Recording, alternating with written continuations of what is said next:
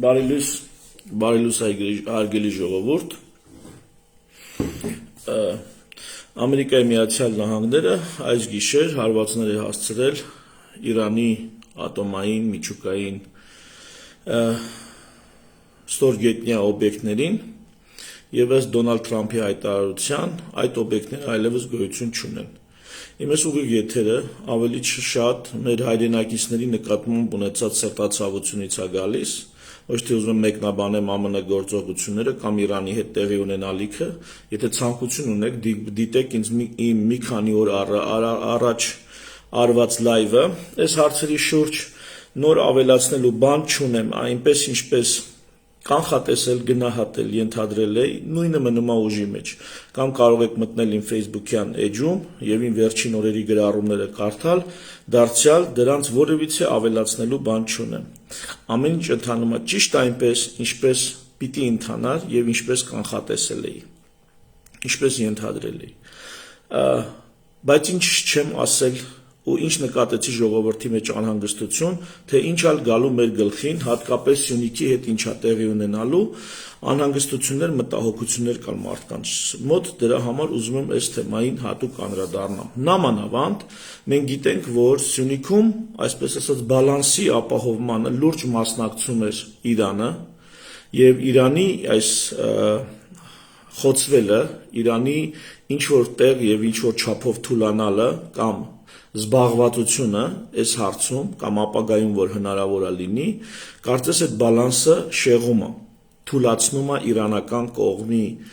ազդեցությունը այն հարցում, որ միջանցք չպիտի լինի։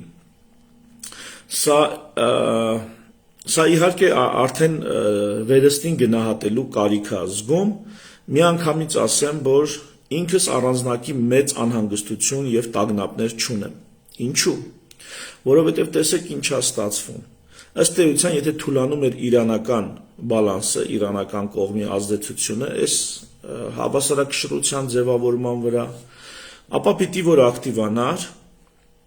Ադրբեջան, Ռուսաստան, Թուրքիա, ուրեմն կողմերի գործողությունները, նրանց ցանկությունները պիտի ակտիվանան եւ կարծես առանց Իրանի նրանք հեշտությամբ պիտի որ այդ միջանցքը ստանային, թե խաթրով, թե զոռով դա հարցի մյուս կողմն է։ Բայց որքան Իրանը խառնվում է պատերազմական գործողությունների մեջ, որքան ավելի է խոցվում, այնքան ավելի է ակտիվանում Ռուսաստանը, այստեղ ներքաղաքական դաշտում եւ այնքան ավելի Ռուսաստանին ավելի հավատարիմ գործիչների հետ կապված ավելի ակտիվանում ՀՀ իշխանությունները, այսինքն հակառակ process-ն է տեղի ունենում։ Ռուսաստանը պիտի որ ավելի արխային լիներ, ավելի նույնը Ադրբեջանը, Թուրքիան պիտի որ ավելի արխային լինեին, եթե Իրանը չկա, էլ խանգարող էլ չկա։ Բայց փաստորեն խանգարող կա, ավելին այդ խանգարողը միգուցե էլ ավելի է, ավելի զորեղ է խանգարում, քան Իրանը դա կարող էր անել, այդ իսկ պատճառով տարածաշրջանը իրար է անցել, հատկապես հայաստանյան ներքաղաքականը իրար են անցել, շփոթմունքի մեջ են եւ փորձում են օր առաջ ինչ-որ բան հասցնեն անել։ Կարճ կապեմ, Միացյալ Նահանգները ինձ թվում է, մինչև այս հարվածների հասցնելը, արդեն իսկ այդ Մեղրիով ճանապարհի հետ կապված պայմանավորվածության հասել է Ադրբեջանի, Թուրքիայի եւ Հայաստանի միջև, եւ այդ պայմանավորվածության մեջ չկա Ռուսաստանը։ Ներքաղաքական այս ակտիվացումը ամենայն հավանականությամբ կապված է նրա հետ, որ Ռուսաստանը չի ընդունում այդ դրվագը, որ ինքը այս համաձայնության մեջ չկա։ Ավելին, այսինքն Ռուսաստանին հանել են այդ համաձայնությունը եւ ինչ որ բան Ամերիկայի Միացյալ Նահանգներ, Թուրքիա, Ադրբեջան, Հայաստանի հետ ինչ որ համաձայնության են եկել։ Ինչ համաձայնության ես չեմ կարող ասել, բայց եկել են այդպիսի համաձայնության, դա է վկայում նաեւ խաղաղությունը, որ մենք ունենք այս օրերին, հանգստությունը, որ այս օրերին կա մեր սահմաններին, հարաբերականորեն հանգստությունը, հատուկ շեշտեմ հարաբերականորեն։ Եվ դա է վկայում Նիկոլ Փաշինյանի այցը Թուրքիա եւ Էրդողանի հետ առանձնին քննարկումները, որոնք բնականաբար հրապարակային չեն։ մեզ դա չի ներկայացվում։ Այնտեղ ինչ պայմանավորվածություններ են տեղի ունենում, մեզ դա չի ներկայացվում։ Ինչպես եւ չի ներկայացվում, բա Միացյալ Նահանգները ինչ պայմանավորվածության է հասել։ Բայց համենայն դեպս, եթե այդ պայմանավորվածությունը Միացյալ Նահանգների այսպես ասած բարձր հովանու ներքո է,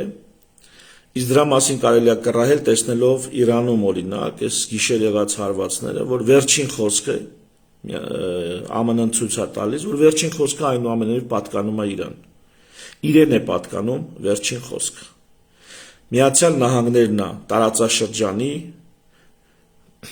վերջին հաշվով որոշում կայացնողը։ Մնացածը իրենց դերն ու նշանակությունն ունեն, բայց դա այնուամենայնիվ պետք է կնքվի վերջնականապես Միացյալ Նահանգների գործողություններով կամ ասելիքով։ Այսպիսով, ժողովուրդ ջան, ինձ թվում է, կամ որքանով որ ես եմ հասկանում, Սյունիքի հետ կապված, Մեղրիով ճանապարհի հետ կապված հարցերը Միացյալ Նահանգների վերջնական որոշումով կամ վերջնական առաջարկով կամ բարձր հովանու ներքո տեղի է ունեցել մինչև Իսրայելը կհարձակվեր Իրանի վրա։ Դա տեղի է ունեցել մինչ այդ։ Ահա թե ինչու, այսինքն նոր բալանս է ձևավորվել Սյունիքի եւ Մեղրիի հետ կապված, Հայաստանի հետ կապված նոր բալանս է ձևավորվել։ Ահա թե ինչու, երբ որ հին բալանսից հանում ենք Իրանին, չի լինում պատերազմ, չի փլվում հավասարակշռությունը, չի լինում անկայունություն։ Սա եմ ուզում ասել։ Եվ մեր սյունեցի քույրերին եւ եղբայրներին,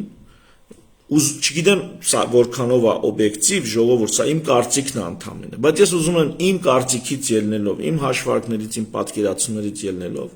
ես ուզում եմ մեր սյունեցի քույրերին եւ եղբայրերին հանգստացնել, պետք չի ահաբեկվել, պետք չի իրար խառնվել, թե հարայ բուդույ տենաս ինչա լինելու, ոչ մի բան էլ չի լինելու։ Այն ինչ եղել է շուտ է եղել, այն ինչ եղել է շատ սարսափելի է եղել, նոր լինելիքներ առաջիկայում չեն սպասվում,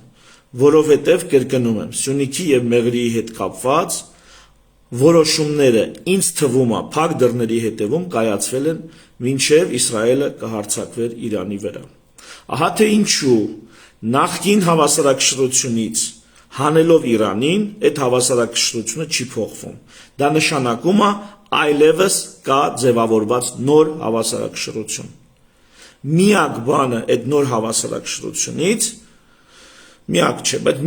էականը նա է, որ այդ նոր հավասարակշռության մեջ չկա Ռուսաստանը։ Այսինքն Ռուսաստանի գործոնը կարծես թե այդտեղ չկա։ Սա ինչից են ենթադրում Ռուսաստանի կողմից ակտիվությունը, որ նկատում ենք Հայաստանում, ներքաղաքական դաշտում, հուշում է այն մասին, որ Ռուսաստանը դժգոհ է այդ նոր հավասարակշռությունից։ Հետևաբար իր դերն ու նշանակությունը այդտեղ էականորեն պակասեցված է։ Այսպես եմ տեսնում։ Բայ էլ Թուրքիայի եւ Ադրբեջանի միջև այդ ով է այդ հավասարակշռությունը վերականգնել։ Կարծում եմ այդ հավասարակշռությունը վերականգնվել է Միացյալ Նահանգների մասնակցությամբ, ով այս գիշեր ցույց տվեց, որ վերջին հաշվով տարածաշրջանում վերջին խոսքը իրեն է պատկանում։ Իրանի մասին վերլուծությունս չեմ ուզում շարունակեմ, կրկնում եմ, նայեք այն ինչ ես արդեն խոսել եմ, Իրանի մասով, եթե երկու բառով, ապա Իրանը հնարավորություն ունի դուրս գա մեկուսացումից, անցնի դեպի զարգացում, նոր հասարակական կարգ, նոր իշխանություններ, 89 թվականից իշխող Այաթոլլան, գիտեք քանի տարի է դա անում, արդեն հաշվեք 11 գումարած 25, 35-36 տարի արդեն նույն մարդն է գերագույն իշխանություն Իրանում։ Հասկանալի է, դա էլ իր անհրաժեշտությունը, դա էլ իր իմաստն ունի կամ ուներ, բայց այս արդյունքները ցույց են տալիս, որ դա կենսունակ համակարգ չի կառավարման, եւ Իրանին պետք է կենսունակ կառավարման համակարգ։ Սա էլ իմ ընդհանուր ասելիքը այդտեղ։ Ինչքան Իրանը շարունակի Իսրայելին հակահարված տալ, ինչի իրավունքն ունի, բայց դրա արդյունավետությունը շատ ցածր է, այսինքն արժեբանականով այո իրավունք ունի հակահարվածների։ բայց դա արդյունք է տալի ոչ։ Խորացնում է իր վիճակը, այո։ Մեծացնում է Իրանի խնդիրները, այո։ Ուզում են դեմքը փրկեն, այո, ուզում են դեմքը փրկեն։ Իսկ դեմքը փրկելու համար ինչա լինում, ավելի խորն ես ընկղմում են ճահիճի մեջ, որում հայտնվել ես։ Ինչա թե դեմքը փրկել, մինչև ամբողջությամբ այդ դեմքը կծածկվի ճահիճով, ցեխով։ Ու դու էլ կսուզվես որպես իշխանություն, քո ժողովուրդն էլ կհայտնվի էլ ավելի մեծ խնդրի մեջ, որում գոյություն ուներ։ Պետք է դիմադրել եւ այլն, սա ավելի շատ արժեբանական, ոչ այնքան արդյունավետության ուղված կոչեր են, որքան ուղղակի այդպես հարցի հոգեբանական, բարոյական կողմն։ Այո, բարոյական հաղթանակի համար պետք է դիմադրել։ Հողի վրա, գետնի վրա իրական հաղթանակի համար պետք է ճիշտ ժամանակին կանգ առնել։ Որովհետև երկու բառով էլի կրկնեմ, ինչ որ ասել եմ առաջին ուղիղ եթերում, այս թեմայով։ Ինչ ով է կանգնելու Իրանի մեջքին, ուր են միջև հիմա եթե պիտի կանգնեին Իրանի կողքին կամ Իրանի մեջքին, Իսրայելի մեջքին կկանգնի ԱՄՆ-ն, ԱՄՆ-ին խփի, ամբողջ ՆԱՏՕ-ն կկանգնի։ Այստեղ շղթան գծած է, ինչից հետո ով է ընդգրկվում կոնֆլիկտի մեջ։ Իրանի դեպքում ինչա գծած, ոչինչ էլ գծած չի, միայնակ է Իրանը։ Այդ իսկ պատճառով պետք է ճիշտ ժամանակին կանգ առնել եւ վերախմբավորվել մի քանի տասնյակ տարիներում տարածաշրջանում նորից առաջ գալ։ Այս ժամանակ շատ ավելի հզոր, շատ ավելի բարձր արդյունավետությամբ, բարձր արդյունավետ կառավարմամբ երկիր։ Սա էլ սենց, մի խոսքով, Սյունեցի ջան, հանգիստ եղեք, հայ ժողովուրդ ջան, ես չգիտեմ ինչ պայմանագիր են կապել կամ ինչ համաձայնության են եկել, երևի թե պայմանագիր չի։ Սյունիքի եւ Մեղրիով ճանապարհի շուրջ, չգիտեմ ինչ համաձայնության են եկել, անկեղծ ասած։ Բայց գիտեմ, որ համաձայնությունը կարծես թե նշмарվում է։ Եվ Նիկոլ Փաշինյանի այցն էլ այդ կոնտեքստում։ Եթե երկու բառով ուզում եք Նիկոլ Փաշինյանի այցը մեկնաբանեմ, կմեկնաբանեմ հետեւյալ կերպ. ավելի լավ էր Նիկոլ Փաշինյանը ահա այսպես մեկներ Թուրքիա հանդիպեր Էրդողանի հետ, քան սրա փոխարեն հիմա մեկներ Թուրքիա կամ չգիտեմ Մոսկվա կապիտուլյացիա, հերթական կապիտուլյացիան ստորագրելու։ Սա ավելի լավ տարբերակ է։ Կոպիտ ասած, սա չարյաց փոքրագույնն է։ Իսկ թե սրա մեջ բարիքներ կամ ապագայի բարիքներին վերաբերող հունդեր, սերմեր կան թե չէ, չեմ կարող ասել, որովհետև գաղափար չեմ կազմում, թե ինչ են հանդիպել, ինչ են խոսել։ Ընդհանուր տրամադրությամբ կարող եմ ասել, որ Հայաստանի Հանրապետության Սյունիքի եւ Մեղրիի շուրջ ձևավորված է նոր միջազգային բալանս։ Եվ այդ բալանսում Իրանը այսպես թե այնպես իր վիճակից ելնելով, ֆիզիկապես իր վիճակից ելնելով, կարծես թե գոյություն չունի, Ռուսաստանը իր գործողություններից ելնելով, կրկնում եմ, կարծես թե դուրս է մնացել, այնքան էլ մեծ մասնակցություն չունի, էական մասնակցություն ունեն Ադրբեջանը, Թուրքիան, ըստ իմ կարծիքով Միացյալ Նահանգները եւ Հայաստանը։ Ֆրանսիան նույնպես այդ բալանսում չկա։ Այս 4-ը կան այդ բալանսում։ Իսկ թե այստեղ ինչ Հայաստանին, ինչ նրանց, ինչ Ամերիկային, ինչ Թուրքիային, ինչ Ադրբեջանին, չգիտեմ, բայց այստեղ օգուտ ունեն 4 հոգի։ Հայաստան, Ադրբեջան, Թուրքիա, Միացյալ Նահանգներ։ Այս տորթը, այսպես ասած, ինչպես է բաժանած, Հայաստանի կտորը այսքան է, թե այսքան, ես չեմ կարող ասել։ Ամերիկայի կտորը այսքան է, թե այսքան, չեմ կարող ասել։ Բայց այս տորթը նոր հավասարակշռության շուրջ արդեն ձևավորված է եւ կտորներն էլ ըստ էության նշмарվում են։ Արված է։ Ում ինչքան է հասնում, չգիտեմ։ Ու սա է այն իրադրությունը, որով մենք դուրս ենք պատերազմից, փոթորիկներից։ Ներքաղաքականի մասով ինքս չեմ մասնակցի որևիցե հեղափոխության, ինչու, որովհետև 1 տարուց արդեն ընտրություններ են, 1 տարի էլ չի մնացել։ Երևի արդեն 11 ամիս, հա։ 1 տարուց ընտրություններ են եւ չեմ հասկանում, թե ինչու են սենց շտապում մեր քաղաքական գործիչները։ Շտապում են, որովհետեւ Ռուսաստանը հավասարակշռությունից կարծես թե դուրս է մնացել կամ ընդգրկված չի այն չափով, ինչով որ ակնկալում էր։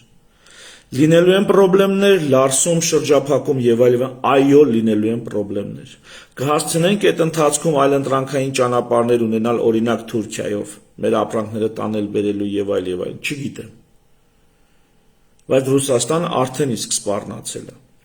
Հա, հեցի հետ կապված երկու բառ, դե պետական կառավարումը սարսափելի բան է։ Դա մի անգամից ասենք։ Պետական կառավարում անակ Նիկոլ Փաշինյանը, դա սարսափելի բան է։ Սա ինչ վերաբերում է հեցի ազգայնացմանը։